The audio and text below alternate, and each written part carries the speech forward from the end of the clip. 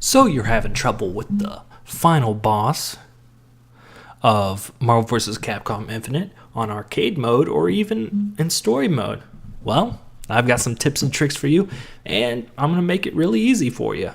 To win this match, this fairly difficult match, well, in my opinion, it's easy, but I'll tell you how. You need two things, bud.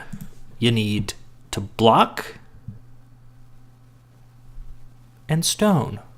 Now, the ideal way to beat this boss is with a soul stone, but if you don't use that, you need to be very careful and get as close as you can and use the stone whenever you can, because it's your best chance and most high damaging thing to use. The soul stone is specifically good because it can raise up your health whenever you need it, and it can revive your ally. And when you hit the Infinity Storm, you can both level up and both raise, and one partner can use an ultimate attack while another heals.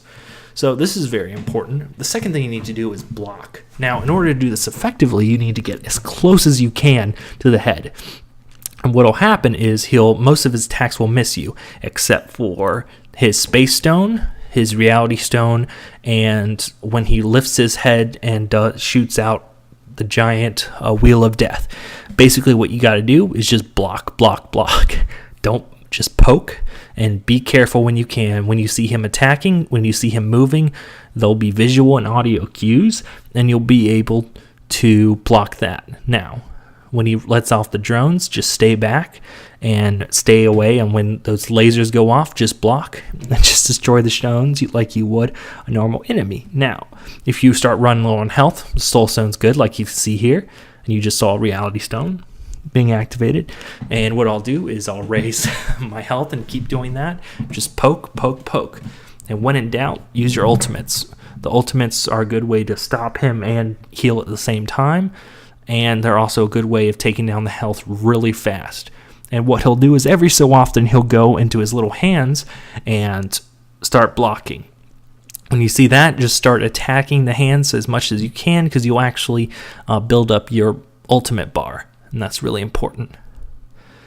And when he goes back, that means he'll do that. And just don't use your stone when he is blocking, because it won't do you much good, because he doesn't take damage. But you can build up meter that way. So the best thing you can do is just stay as close as you can. Take damage if you can. Try to avoid taking damage as you can help it, but you can still raise up a bunch of health and stamina that way. So another thing to do is actively use your active switch. That way your partner can attack while you heal or take damage. And make sure you're using your power up at the last available minute. If you're using the Soul Stone, the best recommendation I have would be use it at a point where both you and your partner have a little bit lower health, and you start using it, or you have low health and you have maximum meter. That way you can use a move and you can heal while they're doing it. As you can see here, we're healing up as fast as we can. And what we'll do is we'll use meter to continue to hit and hit and hit. And make sure you look out for those visual cues. Here will be one right here, block. And we're going to go into a second one soon. But in any case, use block and use Soul Stone, and you're good to go. Now enjoy the rest of this fight. And it'll show you some visual cues and audio cues. Thank you.